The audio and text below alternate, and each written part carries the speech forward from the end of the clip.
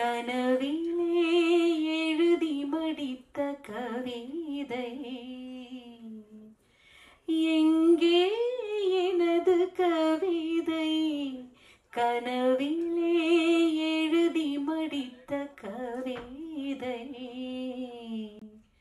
விழியில் கரைந்து விட்டதோ அம்மம்மா விடியல் அழித்து விட்டதோ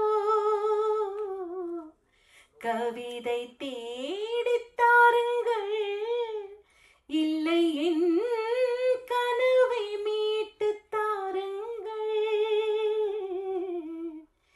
எங்கே எனது கவிதை கனவிலே எழுதி மடித்த கவிதை.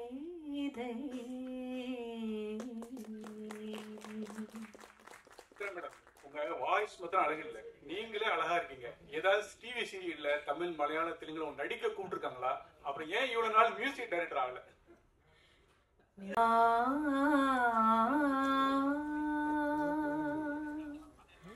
கிருஷ்ணா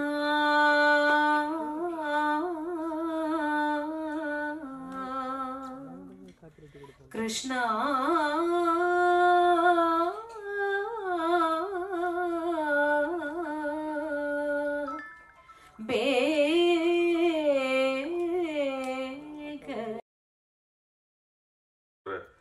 எண்ணற்ற நிகழ்வுகள் எந்தவித பிசகும் இல்லாமல் தொடர்ந்து வெற்றிகரமாக நடத்தி கொண்டிருக்கும் ராய்சன்கின் சார்பாக திரு மகாவீர் அவர்கள்.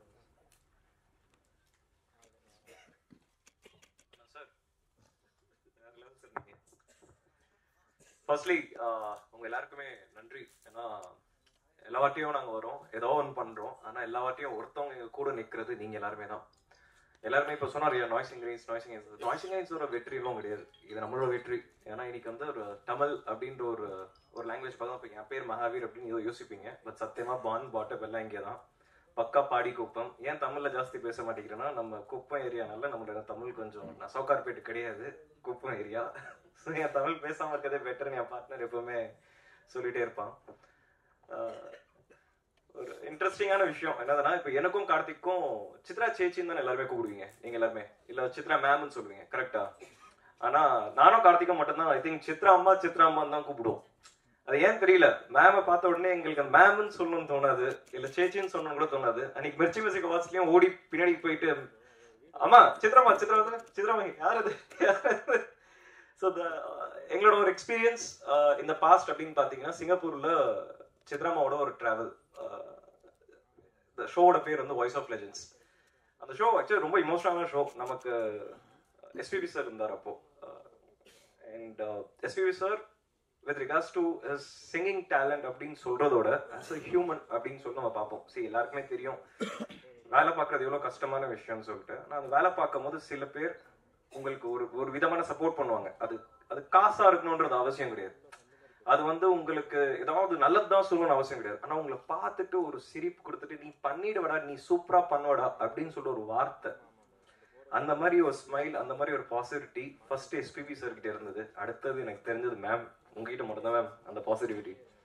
நாங்க நிறைய ஷோஸ் பண்ணிட்டோம். உண்மையா அவர் சொன்ன மாதிரி எல்லாரோட பிளெஸிங்ஸ்லயும் இன்னைக்கு தமிழ்நாடு பொறுத்த வரைக்கும் we are doing extremely great. இன்னைக்கு கான்சர்ட்ஸ், மியூசிக் அப்படின்னு பார்க்கும்போது, மியூசிக் நாலேஜ்னு பார்க்கும்போது நம்மளோட தமிழ்நாடு மக்கள்கிட்ட இருக்கிற மாதிரி ஒரு நாலேஜ் யார்கிட்டயுமே கிடையாது. நம்மள மாதிரி உட்காந்துட்டு ஒரு விஷயத்தை ரசிச்சு பாக்குறது. ஃபார் எக்ஸாம்பிள் நீங்க மத்த இடத்துல பாத்தீங்கன்னா டான்ஸ் ஆடுறது, இல்ல ஒரு எலக்ட்ரோ மியூசிக்கோ, இல்ல அந்த மாதிரி டிஜே நைட்ஸ், அந்த மாதிரி தான் எல்லாருமே ரசிக்கிற ஒரு இடத்துல தமிழ்நாடு மட்டும்தான் ஒரு மார்க்கெட். எல்லா விதமான மியூசிக்கும் ரசிப்பாங்க. அது நல்லா இருந்தா ஓகே, அது நல்லா இருக்குன்னா அதுக்கு ஒரு இடம் கொடுக்குறாங்க தவிர மற்றபடி எந்த விஷயமும் யோசிக்கிறது இல்லை. நல்லா இருக்கு, சூப்பரா இருக்குன்னு நினைக்கிறாங்க. அதே நேரத்துல ஒரு பேரண்ட்ஸ் அப்படின்ற ஒரு கனெக்ட் இருக்கு இல்லையா, என்னோட அம்மா அப்பா அப்படின்ற ஒரு கனெக்ட், அந்த கனெக்ட் இந்த ஊர்ல மட்டும்தான் இருக்கு. நீங்க மத்த எந்த ஊர்ல போனீங்கன்னா நான் நல்லா இருக்கேன், என் அப்பா எனக்கு காசு கொடுத்தா நான் ஒரு டிக்கெட் வாங்கி போனா போதும்னு நினைக்கிற ஒரு காலத்துல ma'am we are blessed.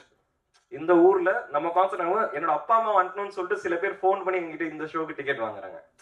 So அந்த மாதிரி ஒரு emotional connect ma'am. You're not just singing star for us, or you're not just a musician, or you're not just a magic, but you're a mother. You're a mother for many things. And that kind of love and that kind of interest, I don't think மற்ற இடத்துல இந்த emotions இருக்குமான்னு தெரியல, உங்க கூட அந்த emotions இருக்கு ma'am. So like celebrations அப்படின்னு சொல்லும் போது சித்ராமா செலிப்ரேஷன்ஸ் கிடையாது, நம்மளோட வாழ்க்கை செலிப்ரேஷன்ஸ். எனக்கு தெரிஞ்சு இங்க இருக்கிற அத்தனை பேருக்குமே சித்ராமாவோட பாட்டுல ஏதாவது ஒரு பாட்டு உங்க வாழ்க்கையில எப்படியோ ஒரு விதத்துல கனெக்ட் ஆயிருக்கும். அந்த அந்த நொடி, ஏன்னா அந்த சொல்லுவாங்க, அந்த டைம், அந்த பீரியட் திருப்பியும் வாழ்றது தான் இந்த டைம்லெஸ் ஜேர்னி அப்படின்னு தான் சொல்றது. என்னதான் இருந்தாலும் நாளைக்கு இன்னைக்கு வந்து எனக்கு ஒரு பிறந்துட்டு ஒரு 35 வயசு ஆயிடுச்சுன்னா நாளைக்கு ஒரு வருஷம் கழிச்சு 36 ஆகும், அதுக்கு அது 37 ஆகும். ஆனா 37 வயசுலயும் நம்ம 21 வயசுல நம்ம என்ன பண்ணணும்னு நினைக்கணும்னு என்ன பண்ணுவோம், இந்த மாதிரி ஒரு டைம்லெஸ் ஜேர்னிக்குள்ள போவோம். அந்த ஜேர்னிக்குள்ள ma'am you are always there. And thank you so much that we had Voice of Legends then, and now with you this we are blessed, ma'am. Thank you so much again for this opportunity. And Sam Cheta Venkatna, this has been a wonderful I mean this just happened. Thank you so much for pulling us in. எங்களை உள்ள சேர்த்துக்கிறதுக்கு thank you so much. And உங்க எல்லாருக்குமே இந்த வாட்டி எப்படியாவது இந்த வாட்டியும் ஷோல லாஸ்ட் டைம் சொன்ன மாதிரி இந்த வாட்டி இந்த ஷோலையும் கொஞ்சம் வாங்க பாருங்க. இந்த வாட்டி நீங்க எழுதுறீங்களோ இல்லையோ தயவு செஞ்சு உங்களோட டைம்லெஸ் ஜர்னி ஒரு தடவை பண்ணுங்க. ஏன்னா அது எங்களோட சின்ன கிஃப்டா இருக்கட்டுமே. நீங்க எழுதுறது secondary, but we want you all to enjoy this time. That's all it is about. Thank you again. நன்றி.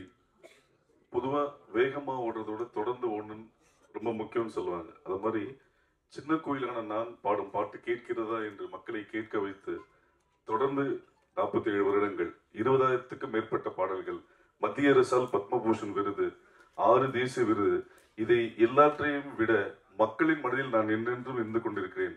அந்த மக்களின் விருது எனக்கு ரொம்ப முக்கியம் அப்படின்னு தொடர்ந்து பயணித்துக் கொண்டிருக்கும் சித்ராமா அவர்களை பேசுகிறேன்.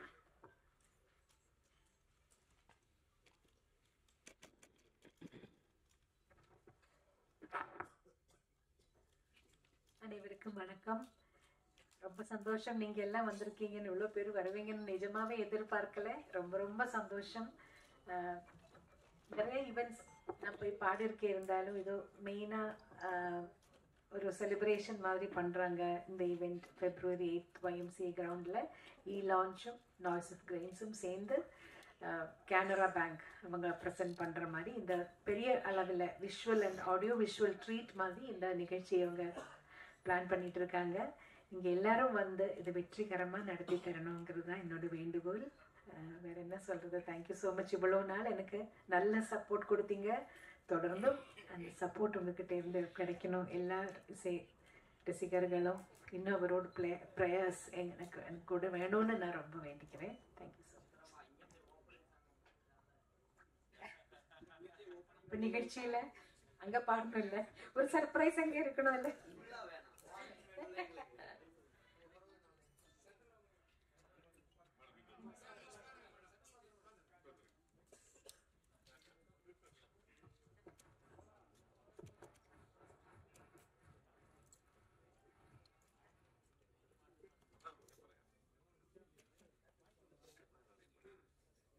ஓப்பனிங் சாங் எதுன்னு நாங்கள் இன்னும் பிளான் பண்ணிட்டு தான் இருக்கோம்.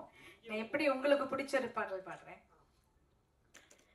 கண்ணாளனே எனது கண்ணை நேற்றோடு காணவில்லை, என் கண்களை பறித்து கொண்டு ஏன் இன்னும் பேசவில்லை, ஆளான ஒரு செய்தி அறியாமலே அலைபாயும் சிறு பேதை நானோ, உன் பேரும் என் பேரும் தெரியாமலே உள்ளங்கள் இடம் மாறும் ஏனோ, வாய் பேசவே வாய்ப்பில்லையே வலி தீர வழி என்னவோ.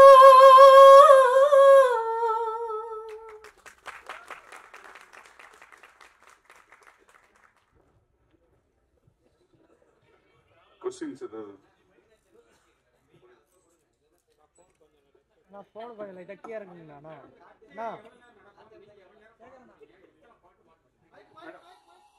நான் போன் கீழ இருக்கு. 3 hours தான் பிளான் பண்ணியிருக்கோம். 28 வரைக்கும் 26 to 28 songs. அது எவ்வளோ நேரம் போகுது அப்படி. சித்ரா மேடம், நீங்க 25,000 பாட்டு பாடினா கூட தன்னம்பிக்கை உள்ள பாட்டா வந்து இந்த ஒவ்வொரு பூக்களை பாட்டு வந்து இன்னைக்கும் வந்து அவ்வளவு பேசப்படுது. அந்த பாட்டோட அனுபவத்தை சொல்லுங்க. எவ்வளவு பேர் வந்து நாங்க ஜெயிச்சிட்டோம், எங்களுக்கு ரொம்ப அதை வந்து என்கரேஜா இருந்து சொல்லிப்போங்க. ஆமா, எனக்கும் ஒரு சில கச்சேரிகள்ல போகும்போது நிறைய பேர் அப்படி சொல்லியிருக்காங்க. அவங்களுக்கும் வாழ்க்கையில் தோல்வி அடைஞ்சு வாழ்க்கை வேண்டாங்கிற ஒரு முடிவெடுக்கும் போது இந்த பாடல் கேட்டவங்க அந்த அந்த முயற்சியில இருந்து வெளியில வந்துட்டாங்கன்னு சொல்லி நிறைய பேர் எனக்கும் சொல்லியிருக்காங்க. 2-3 பேர், நிறைய இல்லை, 2-3 பேர். ஸோ ரொம்ப சந்தோஷம்தான். அந்த ஒரு பாட்டில் வந்து நான் என்னோட கான்ட்ரிபியூஷன் ஒன்றும் இல்லை. விஜய் சார் எழுதினது, பரத்வாஜ் சார் இசையமைத்தது, நான் என்னோட குரல் கொடுத்தேன், அவ்வளோதான் நான் செஞ்சேன். ஆனால் அது நிறைய பேரோட மனசில் போய் சேர்ந்துருக்குன்னு நினைக்கும் போது ரொம்ப சந்தோஷம். ரெக்கார்டிங்கில் வந்து சேரன் சார் வந்து நான் பாடிட்டு போயிட்டு அடுத்த நாள் மறுபடியும் என்ன வர சொன்னாங்க. அதில் ஒரு சில வரிகள் இன்னும் கிளாரிட்டி வேணும் அப்படின்னு சொல்லி மறுபடியும் 2-3 லைன்ஸ் என்ன மறுபடியும் பாட வச்சாங்க. அப்படிதான் அந்த பாடல் சொல்லி வந்தது. இல்ல என்னோட சேர்ந்து 4 சிங்கர்ஸ் இருக்காங்க. மது பாலகிருஷ்ணன் அவர் இருக்காரு, சத்யபிரகாஷ் இருக்காரு, திஷா பிரகாஷ்ன்னு சொல்லி இப்போ ரீசெண்டா ஒரு புது பாடகி ரொம்ப அருமையா பாடும், அவங்களும் கலந்துக்கிறாங்க. ரூபா ரேவதின்னு ஒரு சிங்கர், அவங்க பாடுவாங்க, அதோட வயலினும் வாசிப்பாங்க. நாங்க இவ்வளவு பேர் சேர்ந்துதான் பண்ண போறோம். 3 மணி நேரம் எல்லாம் பாட முடியாது. மேடம், இந்த 20,000 பாட்டுல இருந்து இந்த 26-28 பாட்டை நீங்க செலக்ட் பண்றீங்களா, இவங்க எல்லாம் செலக்ட் பண்றாங்களா, இல்ல ரசிகர்கள் செலக்ட் பண்ணிருக்காங்களா? நாங்க எல்லாரும் ஒரு டீமா உட்காந்து தான் செலக்ட் பண்ண போறோம். பாப்புலரான சாங்ஸ் ஜனங்களுக்கு பிடிக்குங்கிற மாதிரி எல்லாருக்கும் அவங்க சாய்ஸ் இருக்கும் இல்லையா, அந்த மாதிரி எல்லாரும் சேர்ந்து தான் நாங்க செலக்ட் பண்ணோம். எங்களுக்கு 20,000 பாட்டும் பிடிக்கும். ரொம்ப கஷ்டம். இந்த லிஸ்ட் போடுறது ரொம்ப கஷ்டம். மேடம், நீங்க அறிமுகமாகி இத்தனை வருஷம் ஆயிடுச்சு, ஆனா இது வரைக்கும் ஒரு தனி கச்சேரி பண்ணணும்னு ஏன் நினைக்கல? இப்போ ஆரம்பிச்சு பண்றதுக்கு உண்டான காரணம் என்ன? அப்படின்னு இல்லை, நான் தமிழ்ல கச்சேரிகள் பண்ணியிருக்கேன். ஆனா இந்த மாதிரி வெளியே பெருசா அந்த கிராண்ட் ஸ்கேல்ல பண்ணல. நான் மலையாளத்துல நிறைய கச்சேரிகள் பண்றேன், தமிழ்ல கூட பண்ணியிருக்கேன். ஆனா இவங்க செய்யற மாதிரி இந்த மாதிரி ப்ரெஸ் எல்லாம் வச்சு ஒரு கிராண்ட் ஒரு ஸ்கேல்ல ஒரு ஆடியோ விஷுவல் ட்ரீட் மாதிரி நான் இது வரைக்கும் செஞ்சதில்லை. நான் கொஞ்சம் ஆர்டினரியா தான் போயிட்டு இருக்கேன். மேடம், லைவ் கான்செப்ட்ல நம்ம ஏவன் சாரும் வந்து பாட்னாவே வந்து அவர் ஏதாவது சொல்லுவாரு. அவர் ஏதாவது சொன்னாருன்னா உங்களோட பதில் என்ன? இந்த 28 சாங்குமே முறைப்படி எல்லா இடத்துலயும் அனுமதி வாங்கி தான் பண்ணிருக்கு. ஸோ அதனால யாரும் எதுவுமே சொல்ல மாட்டாங்க. நீங்க அந்த ஃபர்ஸ்ட் ஓபனிங்ல வந்து அந்த டிராயிங் ஒன்னு காமிச்சீங்க.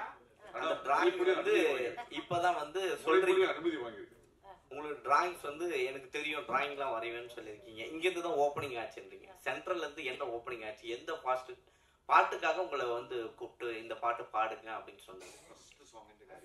ஃபர்ஸ்ட் சாங் வந்து ஆக்சுவலி நான் என்ன தமிழ்நாட்டுக்கு இளையராஜா சார் அழைச்சதே பூவே பூச்சுடுவா படத்துக்காக. அதோட மலையாளம் வெர்ஷன் நோக்கத்தா தூரத்து கண்ணும் நட்டுன்னு ஒரு மூவி, ஃபாசில் சார் டைரக்ட் பண்ண மூவி. அதில் வந்து நான் பாடியிருந்தேன். நதியா மொய்தோ அவங்களும் இன்ட்ரொடக்ஷன், நானும் அப்போ தான் கொஞ்சம் ஸ்டார்ட் பண்ணிட்டு இருந்தேன் மலையாளத்தில் கூட. அப்போ ராஜா சார் அந்த மூவி பார்த்துட்டு அந்த ஹீரோயினுக்கு இந்த வாய்ஸ் சூட் ஆகுது, சரி இந்த வாய்ஸை யூஸ் பண்ணிக்கலாம், சென்னையில் வந்து கொஞ்சம் வாய்ஸ் டெஸ்ட் பண்ணிக்கிறேன், வர சொல்லுங்கன்னு சொல்லியிருந்தாரு. ஃபாசில் சார் தான் எனக்கு சொன்னார், நீங்கள் சென்னைக்கு போகும்போது ராஜா சாரை போய் மீட் பண்ணுங்க, அவர் செக் பண்ண. முதல்ல இவர் கிண்டல் பண்ணுறாரு, ராஜா சார்கிட்ட எல்லாம் போவேன்னு நான் நிஜமாவே எதிர்பார்க்கவே இல்லை. அப்படிதான் ராஜா சார்கிட்ட தாசண்ணாவோட மேனேஜராக இருந்த குஞ்சுண்ணின் வயலினிஸ்ட், அவர் தான் என்னை கூட்டிகிட்டு போகிற ராஜா சார்கிட்ட. அங்கே வாய்ஸ் டெஸ்ட் பண்ணி அடுத்த நாள், ஆனால் பூவே பூச்சுடுவாக்கு முன்னாடி நீதான அந்த கோயிலுங்கிற படத்தில் பூஜைக்கு ஏற்ற பூவிதுங்கிற பாடல் பாட வச்சார். இன்னொன்று ஆக்சுவலாக நீங்கள் இளையராஜா சார் பாட்டு தான் அதிகமாக வந்து பாடினது, நிறைய பேர் ரசிச்சது. ஸோ ஆனால் இளையராஜா சாரை வந்து இங்கே சமீபத்தில் பார்த்தீங்கன்னா ஒரு டைரக்டர் இப்போ நடிக்கிறாரு, அவர் வந்து அவன் இவன் சொல்லியிருக்காரு. யாருமே கண்டனம் தெரிவிக்கல. இது வந்து அவங்க என்ன சொன்னாங்கன்னா, இப்ப இவரு கேட்டாரு, நம்ம வெற்றி சொன்னாரு, இவ்வளவு வருஷம் ஜேர்னில ஏன் கச்சேரி பண்ணலன்னாங்க. அந்தந்த சின்ன சின்ன கச்சேரி பண்ணும்போது இவ்வளவு மீடியா முன்னாடியும் இவ்வளவு ஆட்கள் முன்னாடியும் பண்ண வேண்டிய ஃபர்ஸ்ட் டைம் பண்ணும்போது இந்த கேள்வி இந்த இடத்துக்கு தேவையில்லாது. தனியா அவங்க ரூம்ல இருக்கும் போதோ இது கேட்டுக்கலாம். கொஞ்சம் கரெக்டுமா, அது இந்த கான்செப்டுக்கு சம்பந்தம் இல்லாத ஒரு கேள்வி. இது வந்து இவங்க இல்ல, இந்த கேள்வி நீங்க வேற யாருக்காக வேணா கூட கேட்கலாம். ஆனா கேள்வி கேட்கக்கூடாத இடம் இது இல்ல, அதனால தவிர்த்துருங்க. நன்றி, வணக்கம். எங்களை வரவேற்று வந்த அனைவருக்கும் நன்றி, வணக்கம். Sir, madam madam madam madam இப்ப நீங்க 20,000 சாங்ஸ் பாடிருக்கீங்க. ஆனா அந்த சாங்ஸ் உங்களுக்கு பிடிச்ச சாங்ஸ் எது? ஏதாவது ஒரு சாங்ஸ் மிஸ் பண்ணிருப்பீங்க. என்னை விட அந்த வேற யாராவது பெரிய ஆர்டிஸ்டோ சம்திங் பாடியிருப்பாங்க, அது ஏதாவது சாங்ஸ் ஞாபகம் இருக்கா உங்களுக்கு? மிஸ் ஆன சாங்ஸ் இருக்கு. அது என்ன பாட்டுன்னு எனக்கு தெரியாது. இப்போ ஒரு ராஜா சார் ரெக்கார்டிங் கூட ஒரு சம்டைம்ஸ் இருக்கலாம், ஏஆர் ரஹ்மான் அவரோட ரெக்கார்டிங் கூட சம்டைம்ஸ் கூப்பிடும்போது நான் ஊர்ல இல்லைன்னா அந்த சாங் நான் மிஸ் ஆயிடும். அது எந்த பாட்டுன்னு எனக்கு தெரியாது. இல்லை, அது வேற யாரோ பாடி அது வெளில வந்திருக்கும்.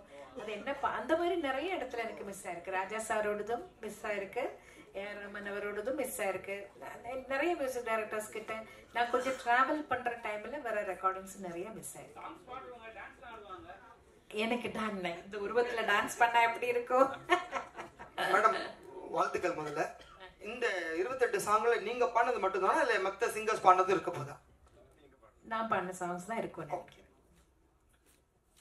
நாங்க கேட்டு வளர்ந்ததெல்லாம் எஸ்பிபி சித்ரா, மனோஜ் சித்ரா இப்படி கேட்டு தான் நாங்க வானொலியில வளர்ந்துருக்கோம். இப்போ எஸ்பிபி சார் பாடின சாங்ஸும் மனோ பாடின சாங்ஸ் இதுல இருக்குமா? அதெல்லாம் இருக்கும் கண்டிப்பா. ரெண்டு மேல் சிங்கர்ஸ் இருக்காங்கல்ல, அவங்க மாத்தி மாத்தி பாடுவாங்க. மேடம், உங்களை சின்ன குயில் சித்ரா தான் கூப்பிடுவாங்க. நீங்க 47 வருஷமா பாடுறீங்க, 25,000 பாட்டு, 6 நேஷனல் அவார்டு. இப்ப பெரிய குயிலா இருப்பீங்க. இன்னைக்கு சைஸ்ல தான் பெரிய இல்ல ஆதரவு இல்ல.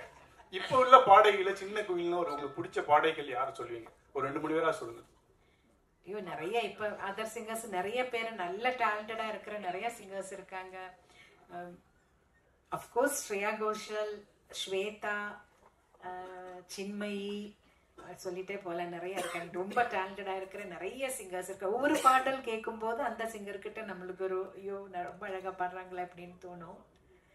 1-2 பேர் எடுத்து சொல்றது கஷ்டம் தான். ஆனா இவங்க எல்லாம் எனக்கு பிடிச்ச சிங்கர்ஸ். சித்ராமா, உங்க சாங்லயே வந்து பாத்தீங்கன்னா எஸ்பிபி சாருக்கு இளையராஜா சார் ஒரு சாங் போட்டிருக்காரு, அவர் பாடின இன்னும் நினைவு ஊட்டுற மாதிரி. அதே போல சின்ன குயில் பாடும் அப்படின்னு சொல்லி உங்களை ஓப்பனிங் பண்றாங்க. அந்த பாட்டு உங்களுக்காக எழுதுனதா? நீங்க கேட்டீங்களா? இல்ல வைரமுத்து சார் தானே எழுதினாரு. அந்த படத்துக்காக எழுதியிருப்பாங்க. அந்த பாட்டு தான் முதல்ல வெளியில வந்தது. அதனாலதான் என்ன சின்ன குயில்னு கூப்பிடுறாங்கன்னு நினைக்கிறேன். நீங்க நிறைய லாங்குவேஜ் பாடிருக்கீங்க, எஸ்பெஷலி தமிழ், தெலுங்கு, மலையாளம், கன்னடம், ஹிந்தி, அசாமி, ஒரியா, குஜராத்தி, போஜ்பூரி, ஹரியான்வி, துளுன்னு மிஸ் பண்ண லாங்குவேஜ் எது? நீங்க இந்த லாங்குவேஜ் மட்டும் பாடாம விட்டுட்டோம். இந்தியன் லாங்குவேஜ்ல எல்லாமே பாடிருக்கீங்க. பஞ்சாபியும் பாடியிருக்கேன். ஆமா, எந்த லாங்குவேஜ் மிஸ் பண்ணிட்டீங்க? குஜராத்தி பாடல நினைக்கிறேன். சரி, இன்னொரு கேள்வி. நீங்க எது பாடினாலும் அந்த வார்த்தைகள் ஸ்பஷ்டமா இருக்கும், அந்த லாங்குவேஜ் வந்து அவ்வளவு உணர்ந்து பாடுவீங்க. என்ன லாங்குவேஜ்ல எழுதி பாடுவீங்க ஜெனரலா? நான் இப்ப எனக்கு தமிழ் எழுத படிக்க தெரியும், தெலுங்கு நான் எழுதி படிப்பேன், ஹிந்தியும் நான் வரும்போதே எங்களுக்கு கேரளாவில் ரொம்ப மஸ்டா ஹிந்தி கத்துக்கணும் எல்லாரும். அதனால ஹிந்தி எழுத படிக்க தெரியும், பேசதான் வராது. என்னன்னு அந்த பழக்கம் இல்லாதனால என்னோட புக்கில நான் எழுதிக்கும் போது நான் மலையாளத்துல தான் எழுதுறேன். எனக்கு இன்னும் மோர் ஈஸியர். அதனால ஒரு ஃபைனல் கொஸ்டின். நீங்க பாட ஆரம்பிக்கும் போது ஃபுல் ஆர்கெஸ்ட்ராவோட எல்லா ரிதம் செக்ஷன் எல்லாமே சேர்ந்து வாசிப்பாங்க. மேல் சிங்கர், ஃபீமேல் சிங்கர் வந்து போட்டி போட்டு பாடுவாங்க. இவங்க ஒரு சங்கதி போட்டு அவங்க ஒரு சங்கதி போட்டு அப்படியே அந்த பாட்டு அவ்வளோ அழகா வரும். பட் இப்போ நீங்க வந்து ஒரு பஞ்சிங் சிஸ்டம்ல நீங்க தனியா பாடுறீங்க, வயலின் தனியா எடுக்கிறாங்க, கிட்டார் தனியா எடுக்கிறாங்க, ஃபுல் ஆர்கெஸ்ட்ரா தனியா எடுக்கிறாங்க. அந்த ஃபீல் மிஸ் ஆகுதுன்னு நினைக்கிறீங்களா? அப்ப பாடும்போது இருந்த அந்த கண்டிப்பா அந்த ஃபீல் மிஸ் ஆகுதுன்னு தான் சொல்லுவேன் நானு. அது வந்து அப்போல்லாம் ஒரு குடும்பமா எல்லாரும் மியூசிஷியன்ஸ் எல்லாரும் என்னை விட ரொம்ப ரொம்ப சீனியர் மியூசிஷியன்ஸ் எல்லாம் இருந்து அவங்களோட அட்வைஸும் எனக்கு கிடைச்சிட்டு இருந்தது. நான் சின்ன பொண்ணா பாட ஸ்டார்ட் பண்ணும்போது பெரிய பெரிய வீணா பிளேயர்ஸ், அந்த மாதிரி ரிதம் வாசிக்கிறவங்க, சீனா குட்டி சார், அந்த மாதிரி இவங்க எல்லாம் பெரிய சீனியர்ஸ் இருந்தாங்க. இவங்க எல்லாம் வந்து அட்வைஸ் பண்ணுவாங்க அந்த டைம்ல எல்லாம் ஏதாவது. அப்ப எனக்கு ஒரு கிளாஸ் அங்கேயே கிடைச்சிட்டு இருந்தது. முதல்ல ரெக்கார்டிங், லைவ் ரெக்கார்டிங் நடந்துட்டு இருக்கும்போது ஒரு குடும்பமா இருந்து எல்லாரும் இப்ப பிரிஞ்சு போன மாதிரி, இப்ப யார் யாரு இருக்காங்க, யாராரு உயிரோடு இருக்காங்கன்னு கூட தெரியாத மாதிரி ஆயிப்போச்சு. இப்ப அதுல ஒரு பெரிய ஒரு சங்கடம் எனக்கு உண்டு. ஏன்னா எல்லாரும் அந்த ஒரு குடும்பமா இருந்த அந்த ஒரு யூனிட்டி போயிடுச்சுன்னு நினைக்கிறேன். இப்ப எல்லாரும் தனித்தனியா ஒரு இடத்துல ரெக்கார்ட் பண்றாங்க. கூட யாரு மேல் சிங்கர்னு கேட்டா கூட சம்டைம்ஸ் டிசைட் பண்ணல, இனிமே தான் டிசைட் பண்ணணும்னு கூட சொல்லுவாங்க. ஸோ எல்லாமே அப்படி ஒரு தனிமையிலே ஆயிப்போச்சு. ஜானகியம்மா பத்தி ஒரு வார்த்தை சொல்லுங்க. சேர்ந்து நிறைய பாடல் பாடிருப்பீங்க, ஃபீமேல் டுவைட்லாம். ஜானகியம்மாவோட நிறைய சேர்ந்து பாடல, 2-3 சாங், மேபி ஒரு 5-6 சாங்ஸ் அம்மாவோட சேர்ந்து பாடிருப்பேன். ஆனா என்னோட வாழ்க்கையில, என்னோட கரியர்ல அவங்களோட இன்ஃப்ளூயன்ஸ் ரொம்ப இருக்கு. நான் பிறந்ததுல இருந்து கேட்டு வளர்ந்தது சுஷீலம்மா, ஜானகி அம்மா, வாணி அம்மா, ஜமுனா ராணி அம்மா, ஜிக்கி அம்மா, அவங்களோட பாடல்கள் கேட்டுதான் வளர்ந்தேன். ஆனா ஜானகி அம்மா கிட்ட இன்னும் ஒரு ஸ்பெஷல் அட்டாச்மெண்ட், அம்மாவோட நேச்சர் அப்படின்னு நினைக்கிறேன். ரொம்ப நம்மளே ஒரு அம்மா மாதிரி எப்பயும் அணைச்சிப்பாங்க. ரொம்ப அவங்க ரொம்ப சாப்பாடெல்லாம் ஊட்டி விடுவாங்க, யாருக்கும் தெரியாது அந்த விஷயம் எல்லாம். அவங்க வீட்டுக்கு போனா அவங்களே பெசஞ்சு அவங்க கையால ஊட்டி விடுவாங்க. ஸோ அதெல்லாம் வேற எங்கேயுமே கிடைக்காது. என்னோட பெத்த தாய் கொடுத்ததுக்கு அப்புறம் ஜானகி அம்மா தான் கொடுத்துருக்காங்க. ஸோ அதெல்லாம் எனக்கு ரொம்ப ஸ்பெஷல். அதனால அவங்களுக்கு எப்பவுமே என்னோட மானசீக குருவா என்னோட மனசுல ஒரு ஸ்பெஷல் இடம் உண்டு. ரொம்ப நன்றி, தேங்க்யூ. 2 வரிகள் எங்கே எனது கவிதை உங்க குரலை கேட்டா சந்தோஷம். நன்றிமா. எங்கே எனது கவிதை கனவிலே எழுதி மடித்த கவிதை, எங்கே எனது கவிதை கனவிலே எழுதி மடித்த கவிதை, விழியில் கரைந்து விட்டதோ அம்மம்மா, விடியல் அழித்து விட்டதோ, கவிதை தேடித்தாருங்கள், இல்லை என் கனவை மீட்டு தாருங்கள், எங்கே எனது கவிதை கனவிலே எழுதி மடித்த கவிதை.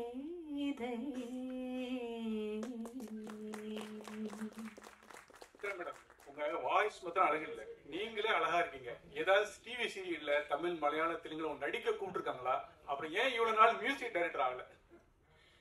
மியூசிக் டைரக்ஷன் அல்ல, அதுக்கு ஒரு தனி திறமை வேணும். ஒரு சிச்சுவேஷன் சொல்லி அதுக்கு தகுந்த மாதிரி ஆப்டா ஒரு மியூசிக் கிரியேட் பண்றதுக்கு ஒரு தனிமை, ஒரு என்ன, அதுக்கு ஒரு டேலண்ட் வேணும். அந்த அளவுக்கு டேலண்ட் எனக்கு இல்லைன்னு நினைக்கிறேன். எனக்கு நான் ட்ரை பண்ணியிருக்கேன், சின்னதா ஒரு ஸ்லோகம் கொடுத்தா ஒரு ராகம் பேஸ் பண்ணி எல்லாம் சும்மா பாடுறேன், அது எனக்கு பிரச்சனை இல்லை. பட் ஒரு சிச்சுவேஷனுக்கு மியூசிக் கிரியேட் பண்ற மாதிரி அந்த அளவுக்கு எனக்கு தெரியாது ஒன்றும். அது ஒன்று. இன்னொரு விஷயம் என்ன கேட்டீங்க? நடிப்புக்கு கேட்டாங்க, ஒரு 2 படத்துக்கு மதர் கேரக்டருக்கு வர முடியுமான்னு. எனக்கு அந்த ஒரு ஆக்டிங் ஃபீல்டு எனக்கு அவ்வளோ ஒரு கம்ஃபர்டபுளா இல்லை. இதே போதும், இது இப்படி இருந்தா போதும் நினைக்கிறேன். ஒவ்வொரு பாட்டையும் பாடும்போது பாட்டு எப்படி வரணும் மனசுக்குள்ள உங்களுக்கு தோணும். நீங்க ரொம்ப கஷ்டப்பட்டு பாடி நல்லா வண்டியேன்னு வருத்தப்படுற பாட்டு ஏதாவது இருக்கா? ஃபேமஸ் ஆகல, இல்ல, நான் கஷ்டப்பட்டு பாடி வெளியில வராத படங்கள்ல நிறைய இருக்கு, வந்திருக்காங்க. அப்படி இருக்கு, இல்லைன்னு சொல்ல முடியாது.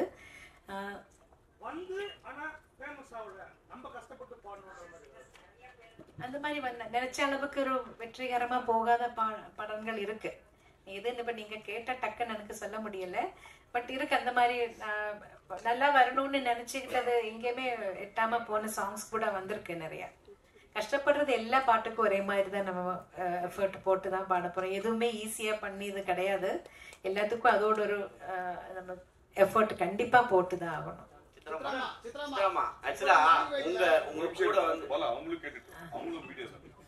சொல்லுங்க சார்.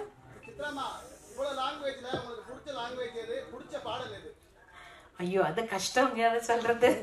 எனக்கு புது லாங்குவேஜஸ் ட்ரை பண்றது, லேர்ன் பண்றது எனக்கு பிடிக்கும். எனக்கு ட்ரை பண்றது ரொம்ப இஷ்டம். ஆனா தெரியாத லாங்குவேஜ் பாடும்போது இப்ப தெரிஞ்ச லாங்குவேஜ் பாடுற அளவுக்கு ஈஸியா இருக்காது. கண்டிப்பா ஒவ்வொரு வார்த்தையோட மீனிங் என்னன்னு கேட்கணும், அதை இவங்க எப்படி உச்சரிக்கிறாங்கன்னு கேட்கணும். அதுக்கு நானே ஒரு கோட் லாங்குவேஜ், சைன் லாங்குவேஜ் மாதிரி போட்டு நான் ப்ரொனன்சியேஷன் சரியா வரணுங்கிறதுக்காக அது இன்னும் ஜாஸ்தி டைம் எடுக்கும், இன்னும் ஜாஸ்தி எஃபர்ட் போடணும்.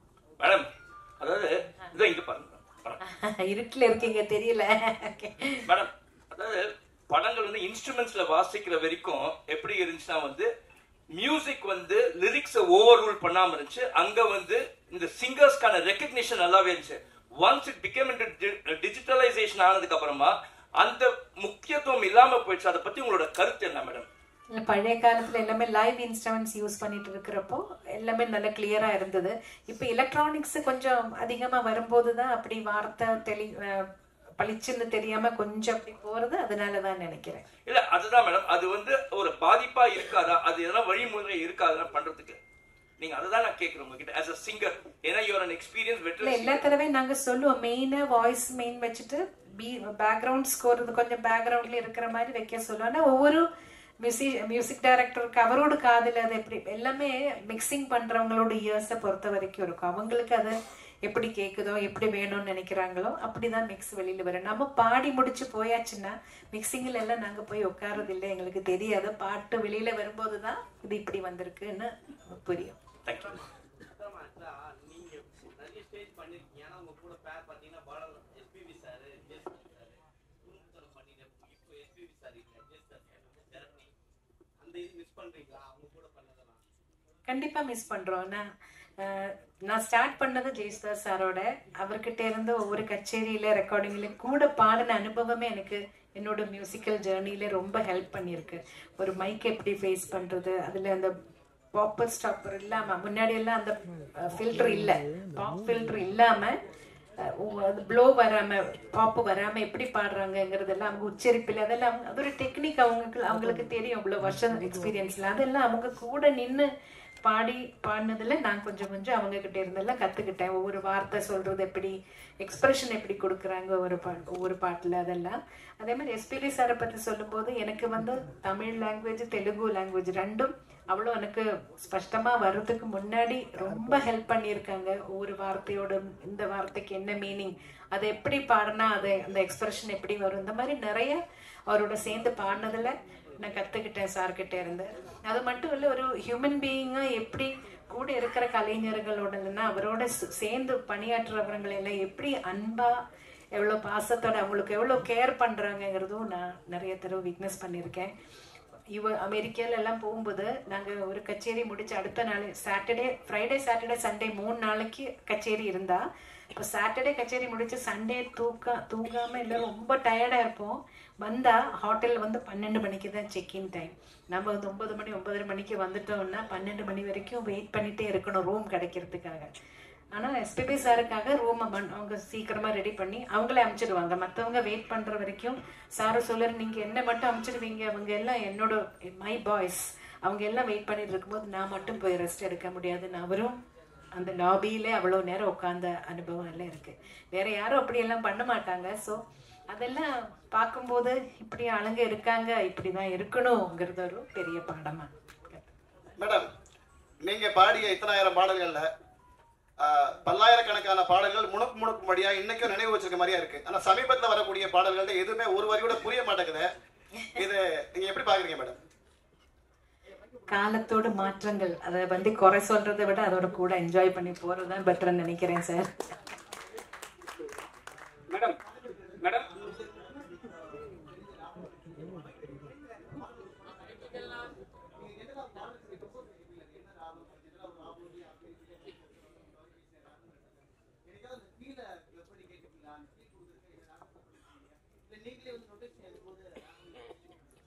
ஓரளவுக்கு பாட்டு கேட்கும்போது என்ன பேஸ் பண்ணி பண்ணியிருப்பாங்கன்னு தெரியும். ஆனா பியூர் கர்நாடிக் மியூசிக்கிலே ஒரு ராகத்தை மட்டும் பேஸ் பண்ணி வர்ற சாங்ஸ் அந்த மாதிரி மியூசிக்கல் பிலிம்ஸ்ல மட்டும்தான் மோஸ்ட்லி அப்படி இருக்கும். ஆனா அது அதுலயே பியூர் ராகத்திலே இருக்கணும்னு ஒன்றும் கட்டாயம் இல்லை. அது ஃபீலுக்காக ஒரு நோட் மாத்தி கூட பாடினாலும் அதை என்ஜாய் பண்ணுவாங்க. அது ஒரு ஸ்பெஷல் ஒரு ட்ரீட்டா இருக்கும் சம்டைம்ஸ். ஸோ ராகம் என்ன இருக்குன்னு ஓரளவுக்கு கேட்கும்போது ஓரளவுக்கு தெரியும். ஏதாவது தெரியாத ராகமா இருந்தா சாரே சொல்லுவாரு, இது இந்த மாதிரி ராகத்துல பண்ணிருக்கேன், இது நோட்ஸ் இப்படி வரும்னு அவர் முதல்ல சொல்லுவாரு. மேடம் இப்ப நீங்கெல்லாம் கஷ்டப்பட்டு பாடி ஜெயிச்சு வந்திருக்கீங்க. இப்ப வர ஆர்டிஸ்ட் எல்லாம் அவங்களே தன்னிச்சையா பாடி பெரிய லெவல்ல பேசப்படுது. அதை நீங்க எப்படி பாக்குறீங்க? ஏன்னா ஸ்பெசிபிக்கா தனுஷ் சார், சிம்பு சார் எல்லாம் பாடினாவே மில்லியன் வியூஸ் போகுது. நீங்க அதெல்லாம் எப்படி பாக்குறீங்க? ஏன்னா கஷ்டப்பட்டு வந்துருவீங்க, அதுக்காக கேட்குது. இல்ல ஒரு படத்துல அவங்க எல்லாரும் கஷ்டப்பட்டுதான் பாடுறாங்க. அவங்க படத்துல அவங்களே பாடணும்னு அவங்க ஆசைப்படும் போது அவங்க பாடட்டுமே, அதுல இப்ப என்ன நம்மளுக்கு ஒண்ணும் இல்லை. எனக்கு வர வேண்டிய பாடல்கள் வருது, நான் சந்தோஷமா எனக்கு என்னால என்ன முடியுமோ அதை பாடி கொடுத்துட்டு போயிட்டே இருப்பேன். மேடம், இங்க திரைப்பாடல்களை தாண்டி நிறைய கர்நாடிக் பாடல்களும் நிறைய சிங்கர்ஸ் பாடுறாங்க. நீங்க அது மாதிரி மேடை கச்சேரிகள்லாம் பண்ணிருக்கீங்களா? நான் 2 கச்சேரி தான் பண்ணியிருக்கேன். ஒன்று திருவையாறுல ஒரு தடவை பாடினேன். அப்புறம் கேரளாவில் சூர்யா ஃபெஸ்டிவல்னு ஒரு பெரிய ஃபெஸ்டிவல் நடக்கும். எல்லா மியூசிஷியன்ஸும் டான்சர்ஸ் எல்லாம் அங்கே பெர்ஃபார்ம் பண்ணியிருக்காங்க. அதுலேயும் ஒரு தடவை பண்ணேன். எனக்கு என்ன ப்ராப்ளம் வந்ததுன்னா அட் எ டைம் ரெண்டுமே கொண்டு போகிறது ஃபீமேல் சிங்கர்ஸுக்கு கொஞ்சம் கஷ்டம். வாய்ஸோட டெக்ஸ்டரில் சின்ன டிஃப்ரென்சஸ் வருது. அதனால தான் நான் இப்போ நிறைய ஃபிலிம் சாங்ஸில் பிஸியாக இருந்ததுனால அதுலேயே கொஞ்சம் ஜாஸ்தி கான்சென்ட்ரேட் பண்ணேன். அதான் ஏதாவது 2 line Carnatic.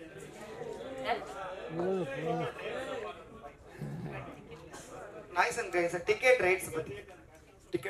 Tickets are available on insider.in and book my show.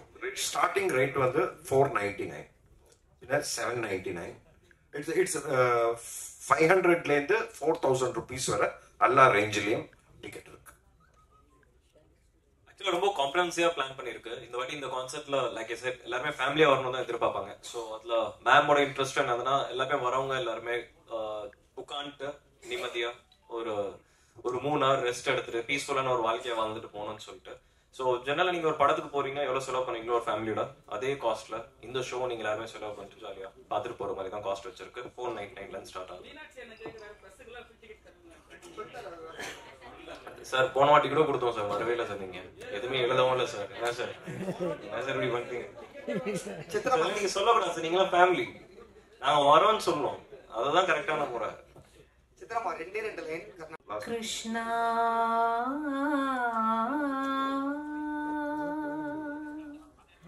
Krishna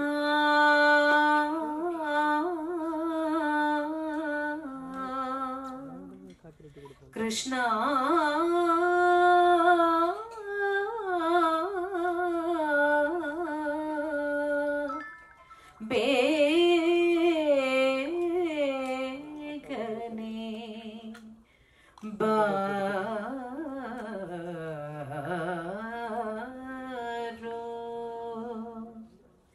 Krishna நீ பேகனே borrow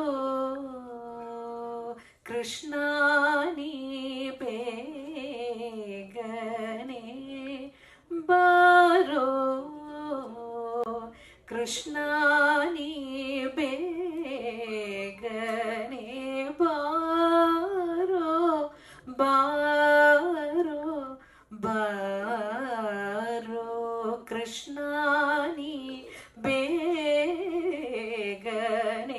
borrow borrow borrow Krishna நீ பேகனே பாரோ பாரோ பாரோ கிருஷ்ணா நீ பேகனே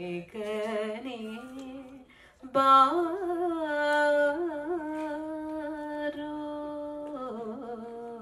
பாரோ. அனைவருக்கும் நன்றி, வணக்கம்.